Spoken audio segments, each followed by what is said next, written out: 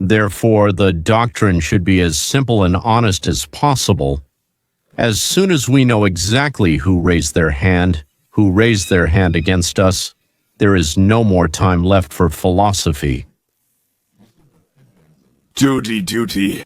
The duty to respond so quickly and so strongly that no one else would even think of repeating this experiment. And then most of the heroes of resistance to America will just stay at home. Well, I think,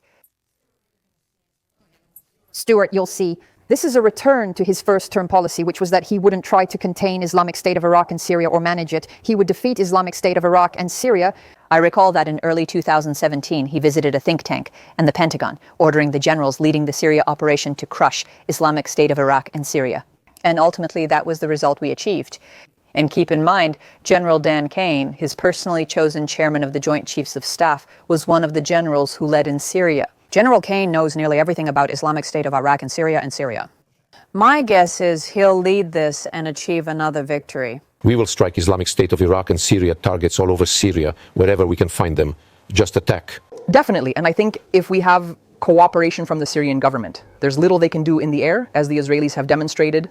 So if we want to carry out airstrikes on their key facilities, that's something we can do. That was Victoria Cotes. She's a national security expert working at the Heritage Foundation.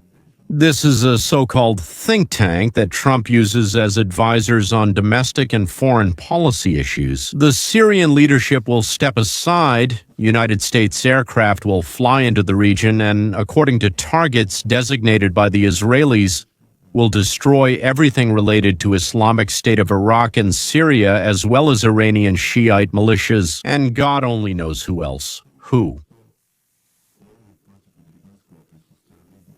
I'm thinking, right now, the maps, targets, and means necessary for the strike are being clarified, and the strike will come 100 to 1 or 1,000 to 1. But it won't be a balanced, politically correct response from an impotent country, which is exactly what we were for 4 years straight. I can tell you that in Syria, those who did this will suffer very serious damage. They caught that person, the very perpetrator, but there will be huge losses. We know where Islamic State of Iraq and Syria is in eastern Syria, and most likely we will carry out airstrikes against them. And we also have an option that we can use on the ground, but I think most likely in the near future it will be those very airstrikes. We have done this very successfully in the past. Don't forget to subscribe and hit the bell, of course, so you'll get notifications about new videos on current topics related to America. Another important aspect.